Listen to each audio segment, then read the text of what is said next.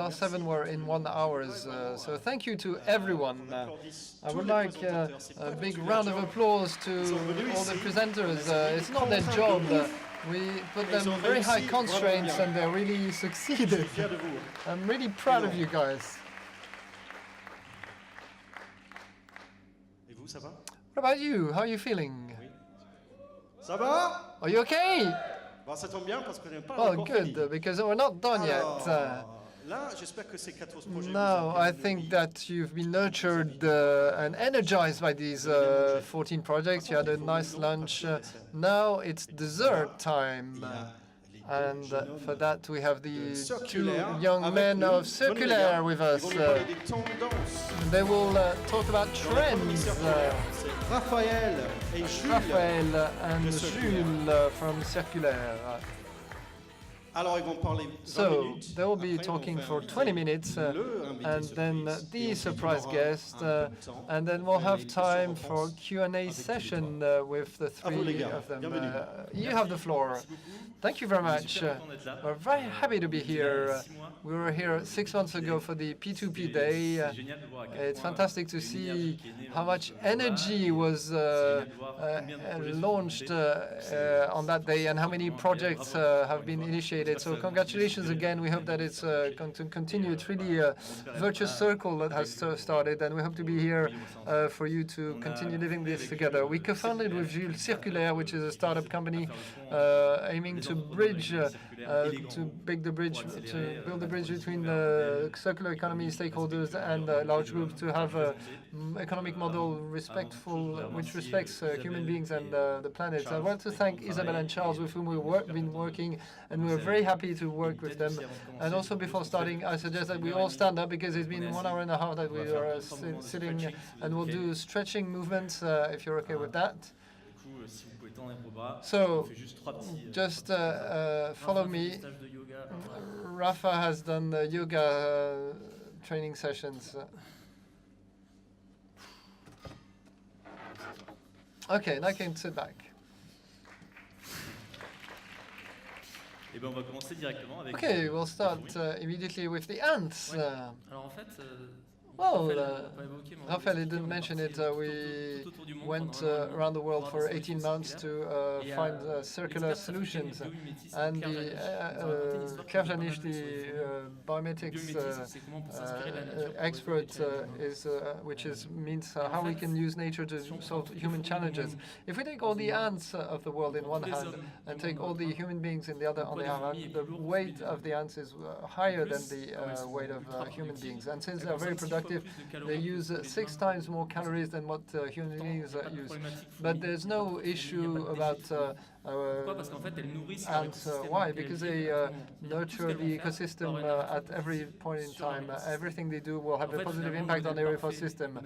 And the perfect economic model is nature. In a forest, there's no waste. The waste of a species is the resource for another, and everything works as an ecosystem. It enables us to be very optimistic. If we're able to work as nature, we could have an economy, a country, a community which would be viable. But Raphaël, is this the case? Absolutely. But we're not there yet. Just have an idea. Could you raise your hand, those who already heard about circular economy? Okay. What about those for whom the concept is very clear? Okay. So today we have a sort of linear economy. We take natural resources, we use them, and we throw them away. And we're realizing that this model is coming to an end, and we saw it directly on the field in Senegal. We went to Meubeuze. It's one of the largest sub-Saharan landfill in Africa. And to give you an idea, before it was a lake supplying Dakar with water, and people could drink water in Dakar. Now it's mountains of waste every day. 2,000 tons of waste reach this landfill, and we went there, and it's really impressive. It's like that high, like the ceiling. 3,000 people live there, work there, and how is it possible that the energy we've used, the working time we've used, the raw materials we've used end up there, whereas we could potentially reuse them?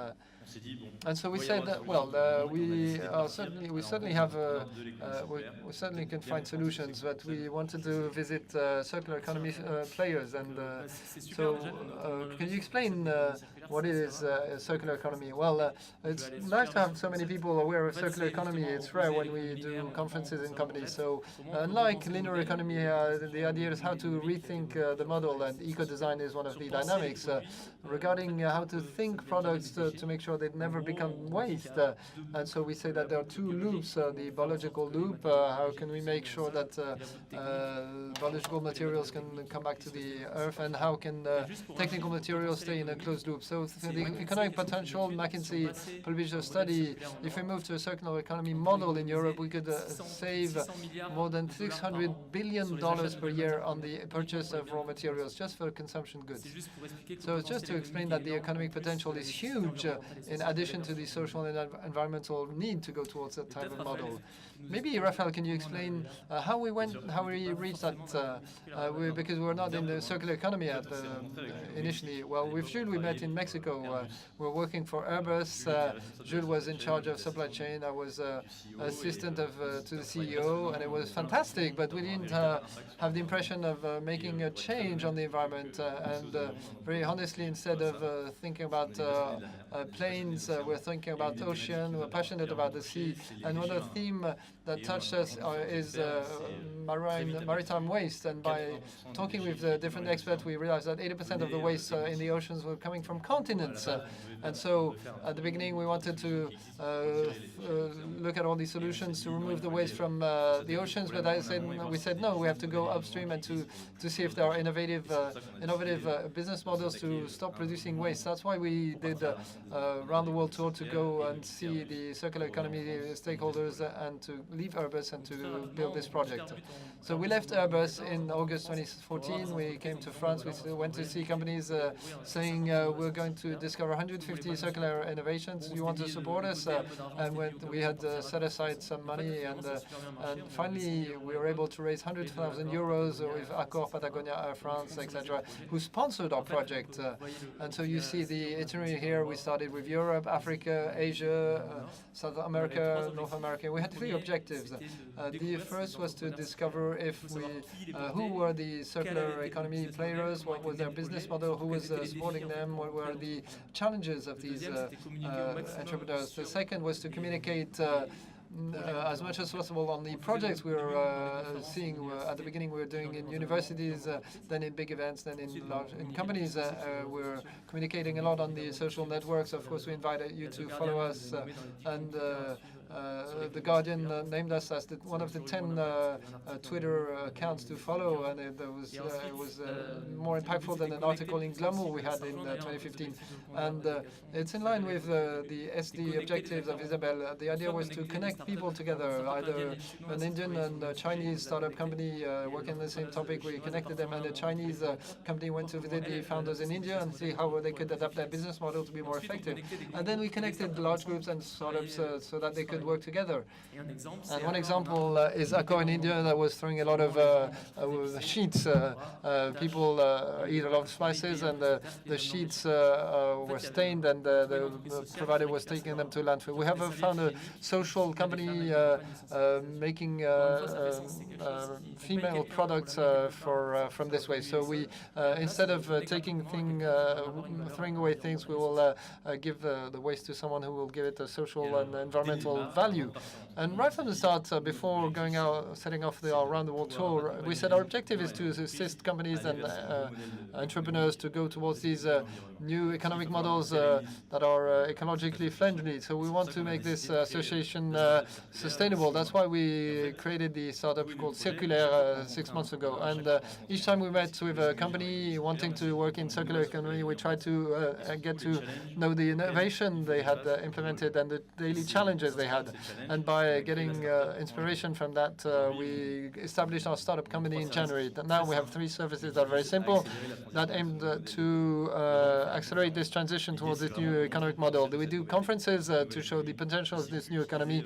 I don't remember who was saying earlier, environment is combining a cost. It's not very sexy, but we want to show that a circular economy and environment is very sexy. It can be interesting for social environment and cost reduction aspects. If we think it's smartly, it can be very efficient. So we really want to speak in favor of these new business models. Then we have a service which is called Learning Expedition. We don't take you to the moon, not yet at least. The idea is to go to France or abroad to meet entrepreneurs and startups of our network to realize directly the impact they have with circular business models. And we're very happy because next week we're leaving with Isabelle, with Charlie, with Raphaël, and a team of Decathlon, which we're high level of motivation to meet these startup companies that will make the world of tomorrow, especially with Decathlon, I hope. Once we do this awareness raising, we want to activate solutions and understand with the large group the circular topic they are facing in terms of business model, in terms of waste, and finding with them the startup companies with which they can implement pilot projects and create a success story to communicate then internally and duplicate the model at a large scale. That's what we're doing today. Then we're going to take you to South Africa to travel with us. And Jules, what did you take out from South Africa? Well, I loved surfing at Jefferson. No, not this one, not this one. The circular project. Oh, okay.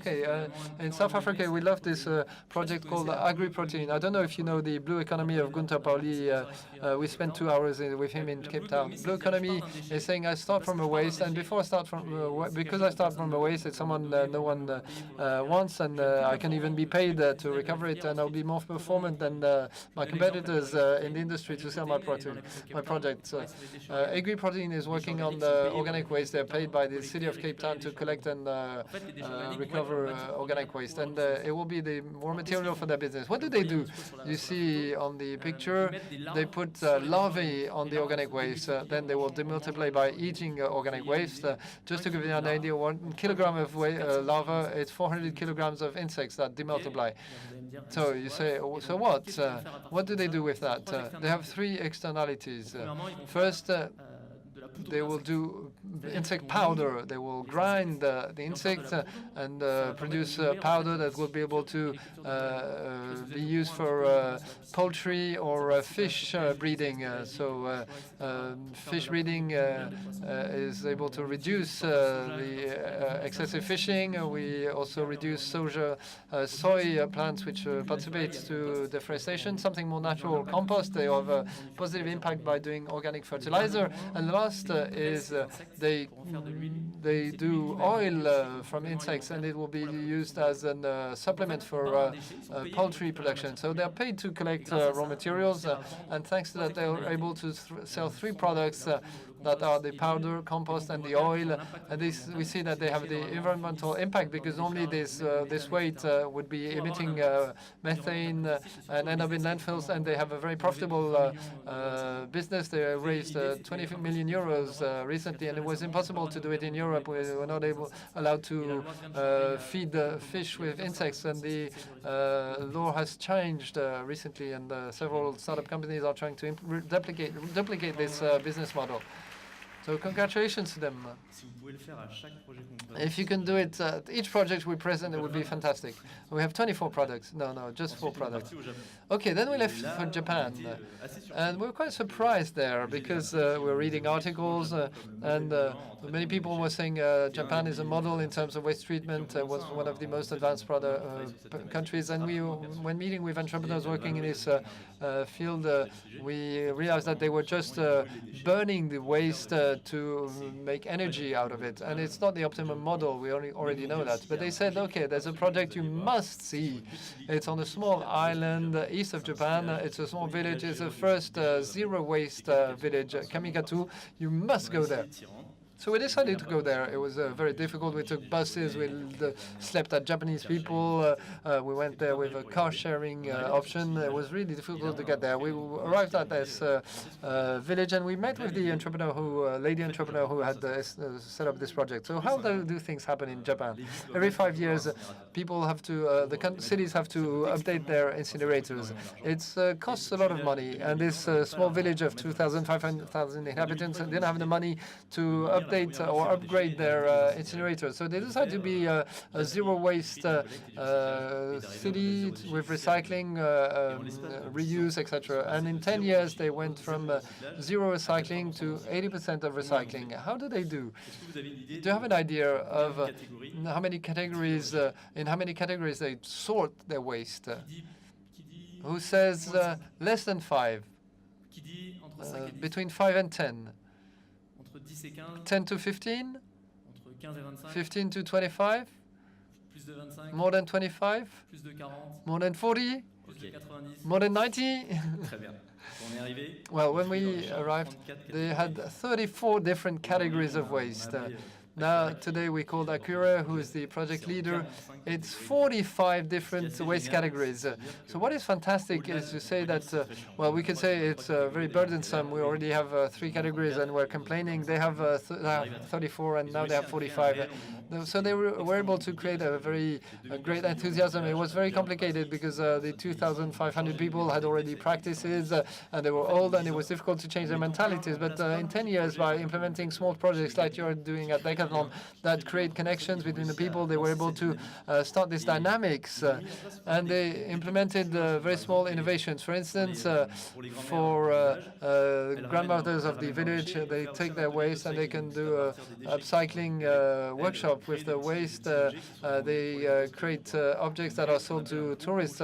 They have a procure shop. It's a room like this one. And people, instead of throwing away their waste that could be reused, put them, and other people from the village can collect objects. In 2013, they collected 10 tons of potential waste, and 9 tons were reused. Just with this room where you deposit your waste, and other people reuse it. So by seeding small seeds, it can be very fast. And with this system, they were able to manage decrease the cost of managing waste by 30% with awareness training campaign that was very smart. In front of each basket, they put that's what costs the waste to connectivity.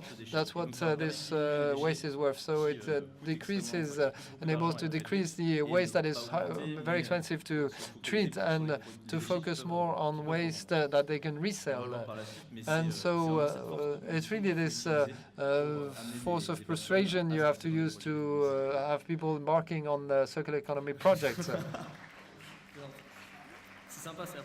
It's the first time people clap after each project. Okay, we didn't even put the picture, so you see the different categories where they sort the waste. And then we went to Africa, Asia, and went to South America. Here it's in Colombia.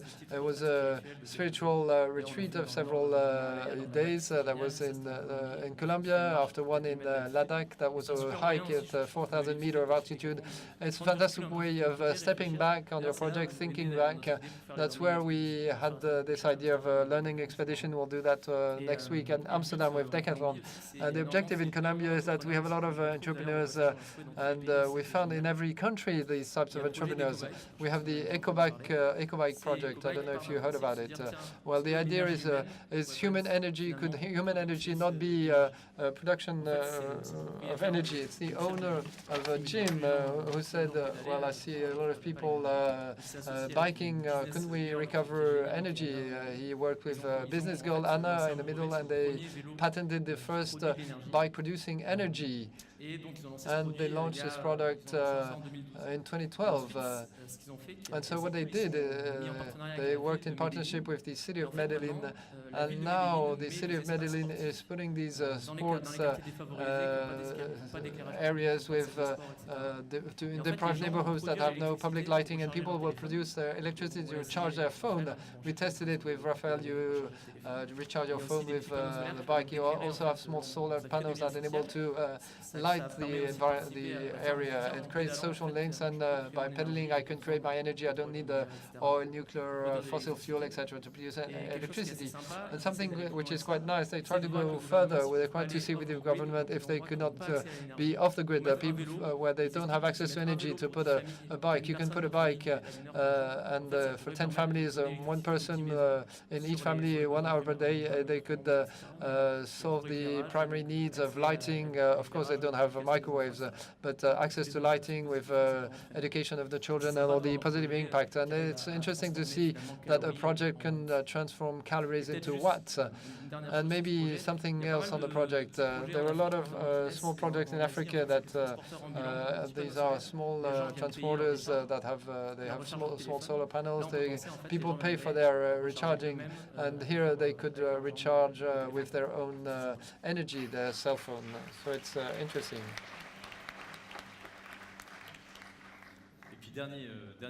The last country where we went is the US.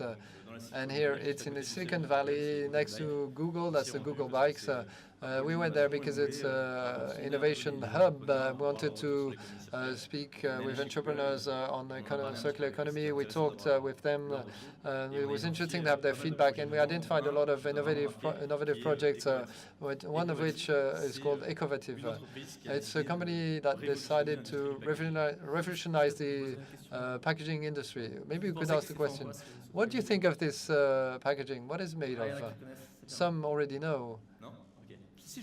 I heard fungus or fungi.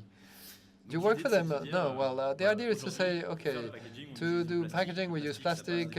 Plastic is based on fossil fuels. We nearly have no more oil, and plastic has a huge impact on the environment. We don't know what to do with them. 15% of the plastic is recycled. The rest is either put in landfill or in nature or incinerated to do energy recovery. And over the last 10 years, over the 50 last 50 years, our use of plastic has been multiplied by 20, and the Helen MacArthur Foundation has said that for 3 fish we have 1 plastic waste in the ocean, and by 2040 we'll have more plastic waste than fish in the ocean. So the idea of Ecovative is to create a packaging which has no negative impact on the environment or even a positive impact on the environment.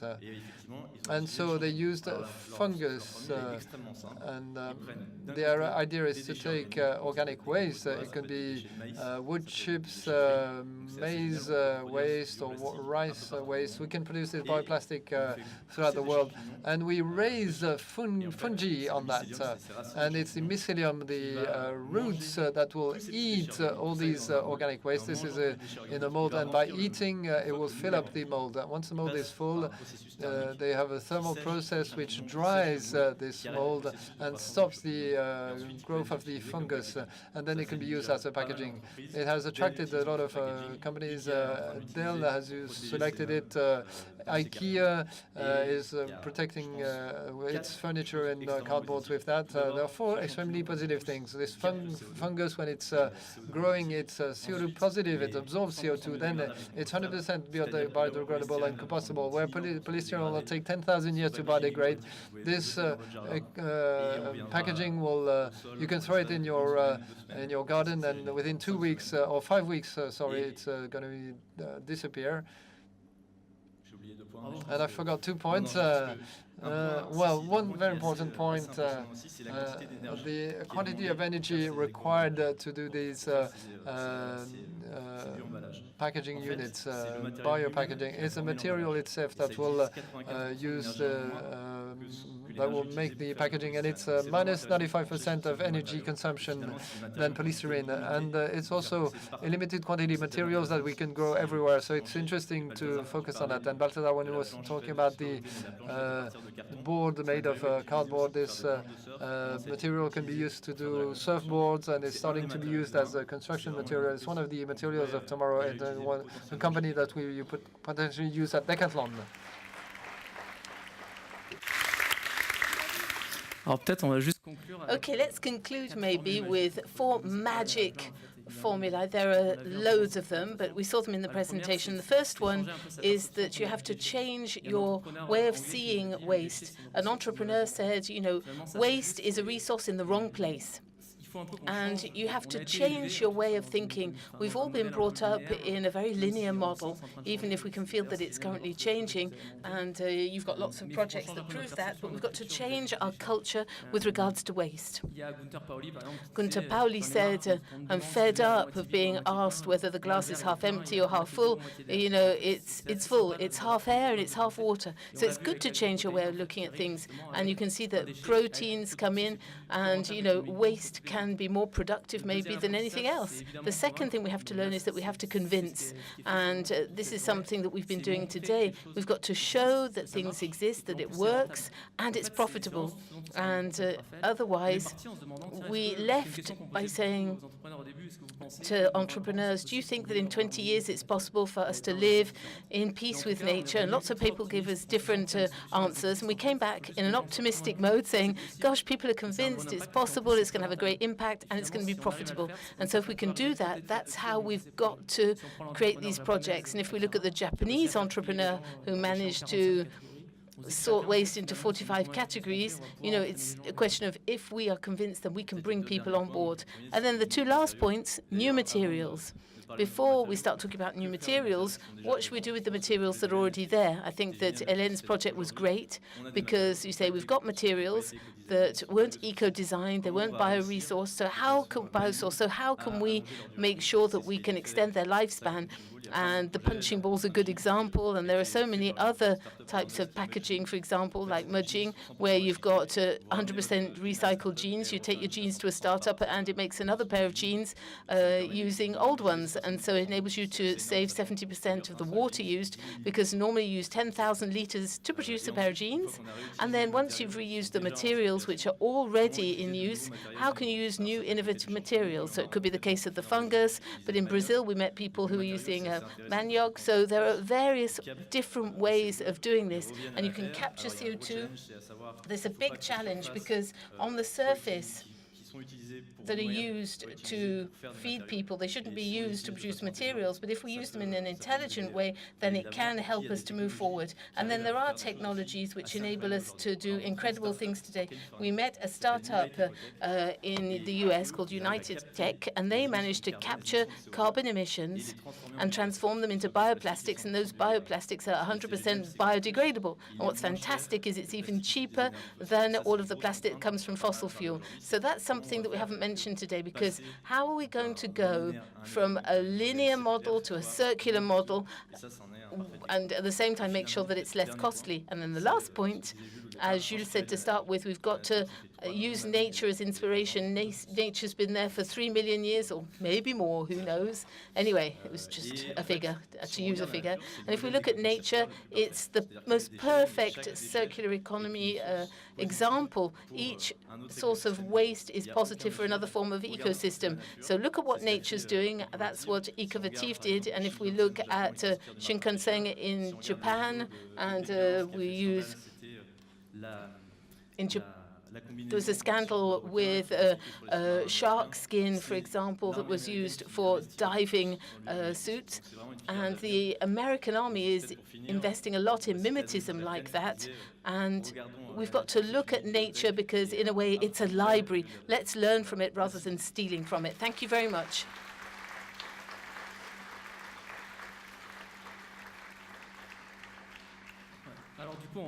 Now, we're going to take a few questions afterwards, but before that, we brought somebody with us, Anna. We like her a lot, and she is involved in one of the projects that we loved out of the 200 that we saw. She's going to explain what she does, and it's so fantastic because she is facing a B2C project, which is how do we retrieve material? And Decathlon's probably got the same problem, and Anna has got a solution to that, and she's going to explain.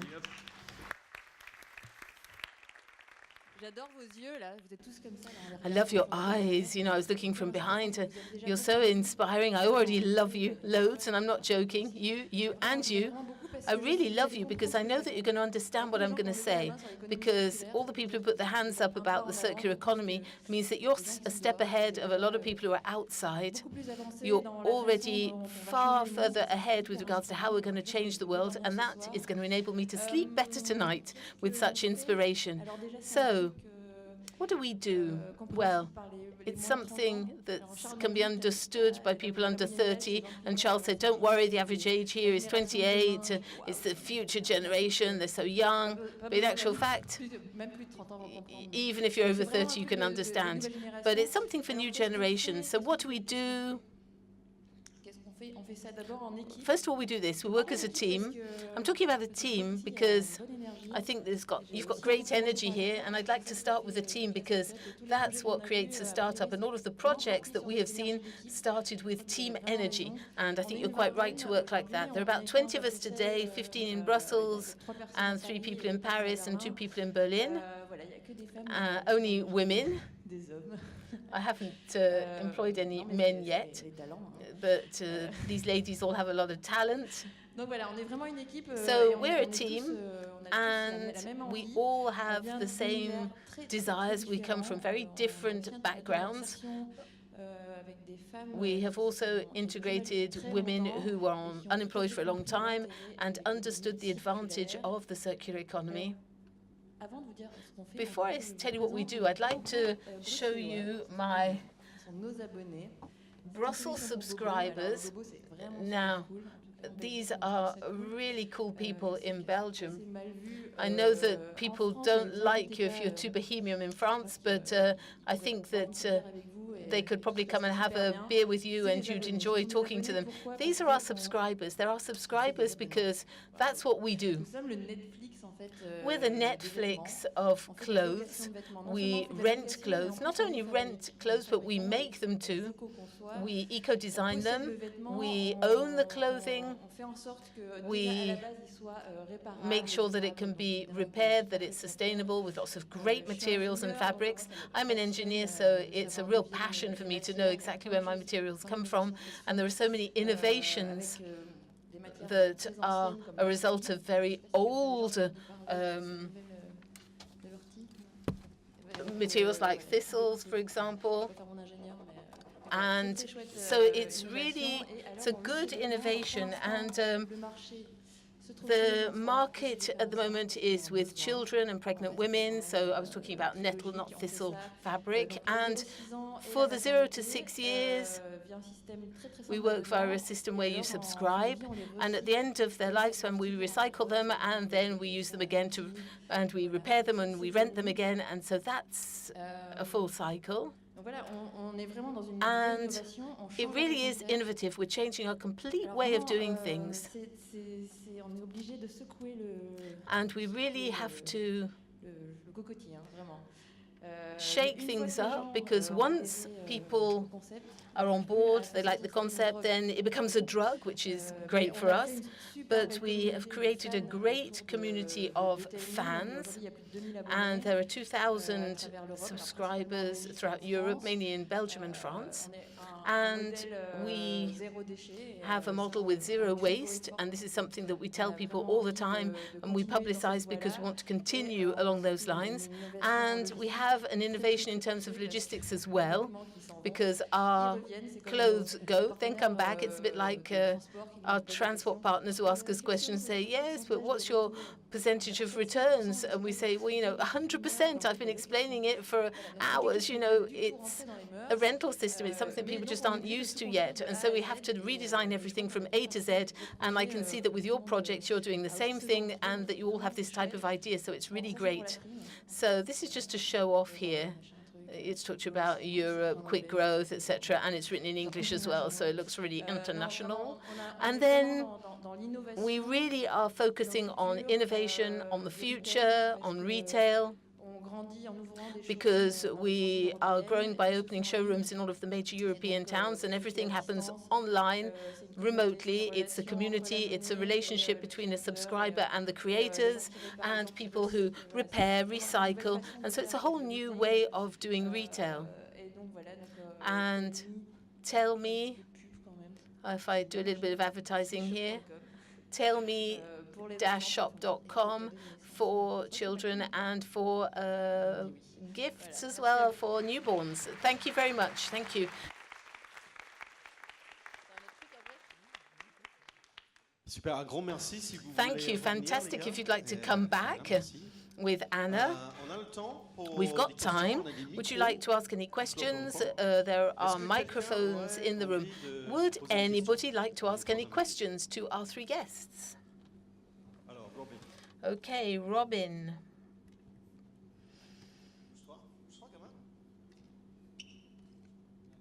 Bonjour. Yes, hello. I just wanted to know, to prepare your world tour and all of the projects that you met, how did you hear of them? How did you find the contacts, the companies, etc.? So how did it all work? Well, there were several ways in a way, because to start with, we did all of our sourcing on our own. We looked on the internet, and the idea was to leave with one or two projects. So we looked around to see what was going on. It was a challenge because we talk about circular economy in France and in the US, but in Africa they call it common sense. So it's not necessarily going to have that label on it as a project. And there were people like Make Sense, Ashoka, associations that helped us to find innovative entrepreneurs on the ground. But the idea was to leave with at least one or two contacts maximum so that we could meet entrepreneurs who weren't known yet. And it's a small world. We met one entrepreneur and we said, okay, what are you doing? Do you know somebody else who's working on another theme? And at the end of the day, you had a whole ecosystem which appeared thanks to those meetings. And then little by little, the project grew. And what's interesting is that we were directly in the country, on the ground, and we were able to ask entrepreneurs, and that's where all of the doors and windows opened. I don't know if you agree. Yes, I agree. I'd maybe just add with one thing, social networks as well. We know people from daily to find business, to find contacts, to find startups, but we find lots of people like that through the people we know, and it's another way of working. I think a lot of you are familiar with the concept. I don't know what it's like in Decathlon. I'm sure you've got your internal social network as well, and it's something that really did help us with our networks that we had from previous jobs, etc. Any other questions?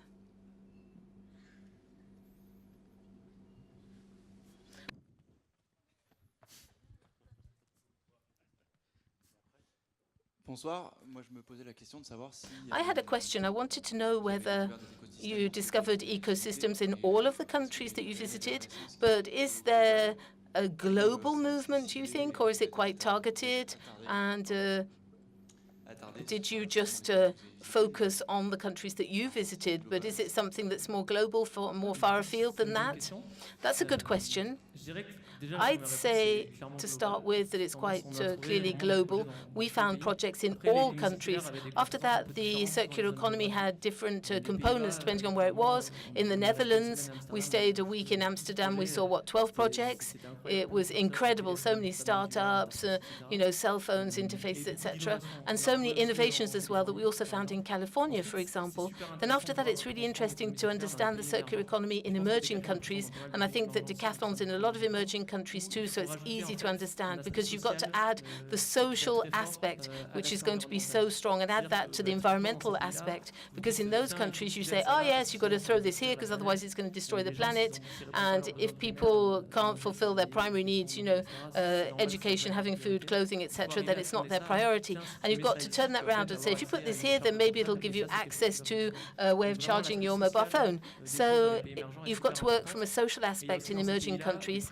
And there's also a positive predisposition, I think, to the circular economy, where there's already a lot of collaboration, trust, and people think about reusing items that we've lost in a way. In Cuba, they had the embargo for years and years, and so you can see cars that date back to the 60s or 60 years ago. So there's this culture of reusing things, being careful not to damage things, and so it's an informal circular economy. It's very flexible with great results.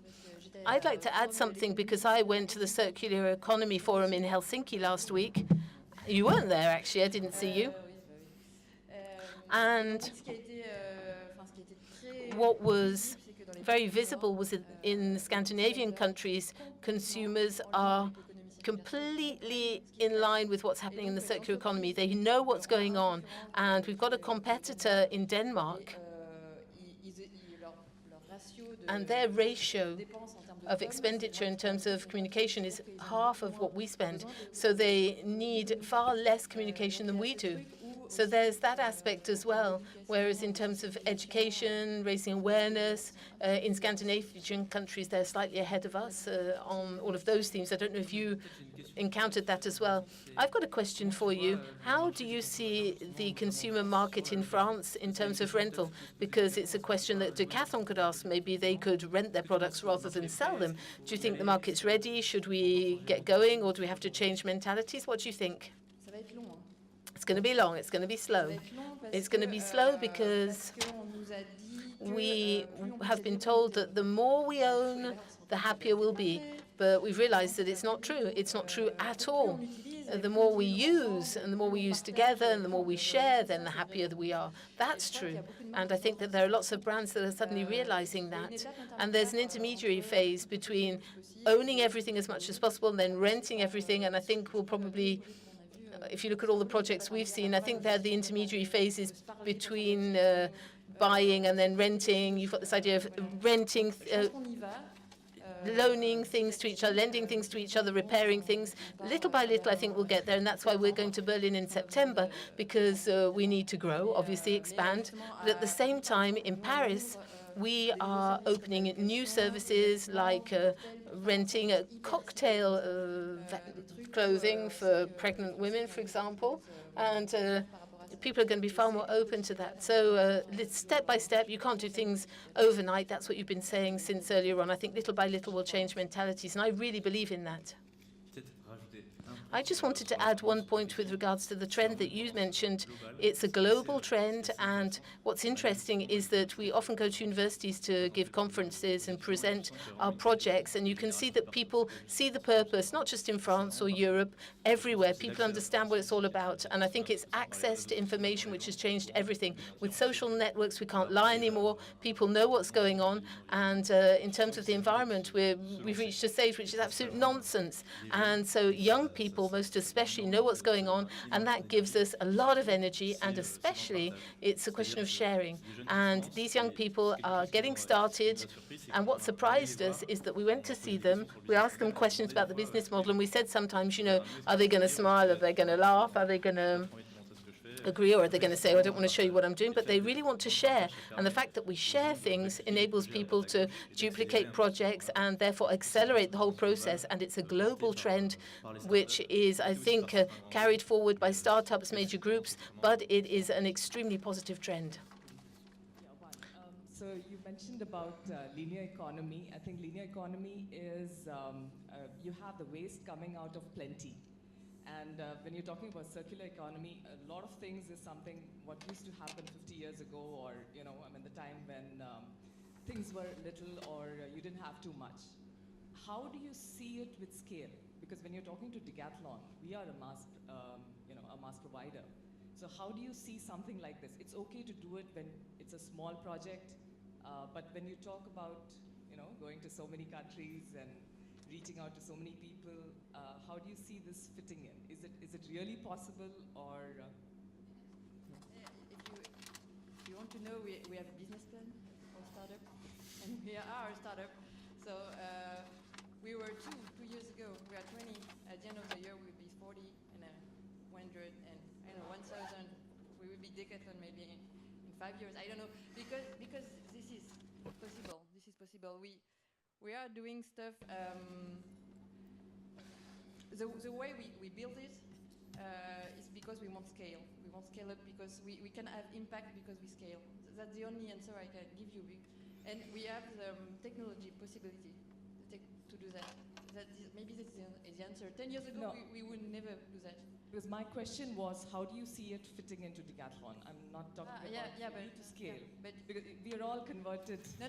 We are all people. Because if we can scale, I think Decathlon can also do that. Because I think, it just there is a potential, and I think you have to build it step by step, and to build it very on a cleverness, because it needs cooperation, it needs digital innovations, it needs a lot of R&D.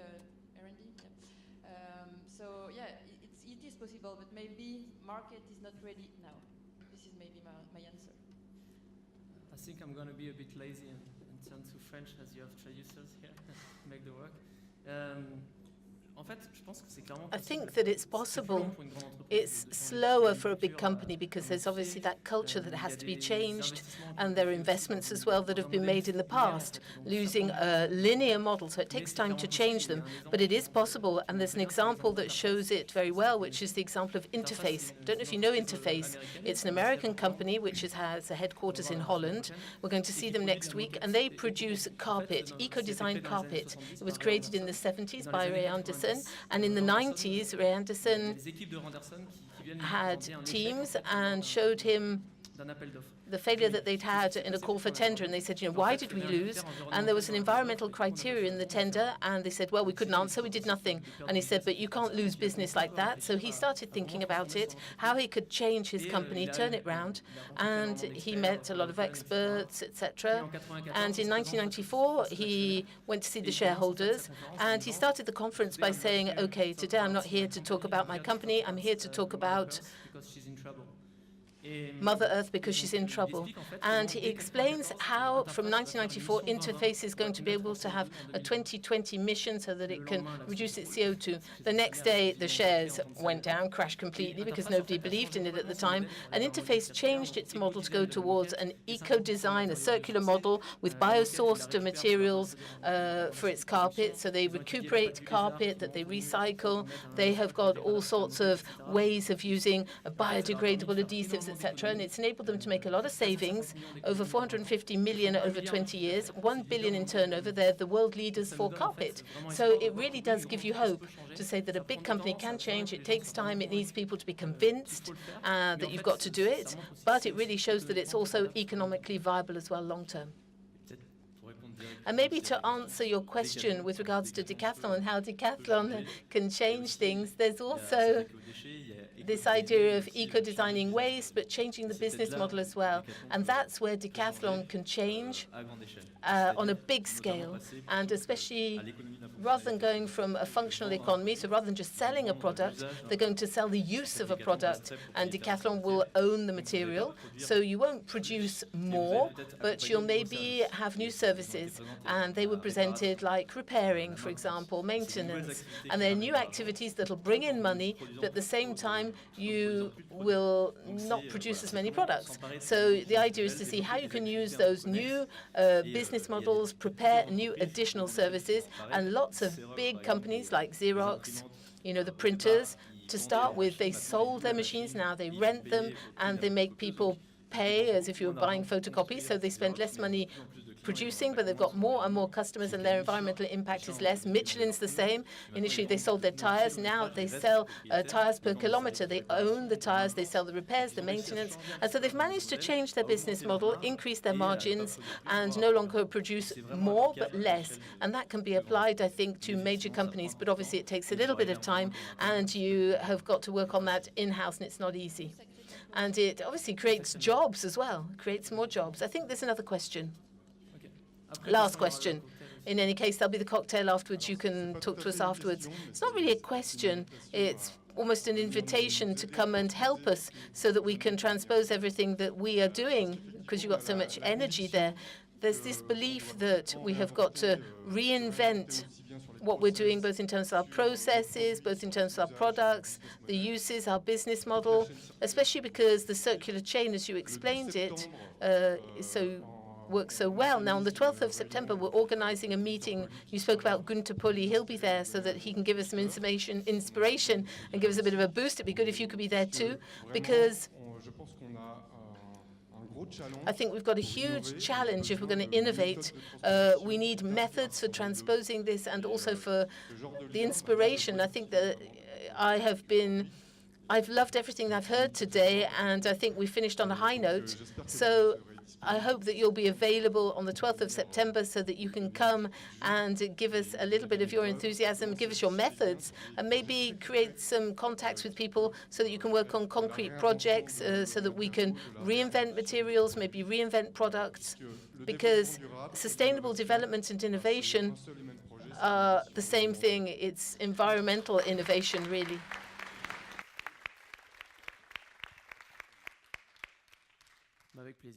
Well, with pleasure. Thank you very much. Thank you to all of you. I think that it's time to come off the stage, and well done to all of you. Thank you very much.